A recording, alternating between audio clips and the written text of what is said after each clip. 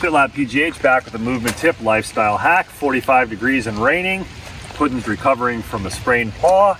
Maggie's ready to go. And we're trying out a new non-stop Dogwear brand belt for Maggie. This is specifically made for running or scourging with dogs. Where this is better than my previous belt is it sits down low on my hips so the dogs don't pull on my waist. What we do is we loosen up the straps on both sides.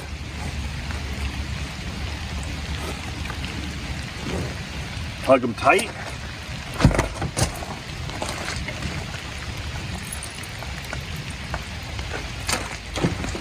Come on, Mags.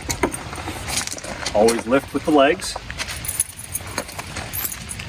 Clip Maggie in, and we're good to go.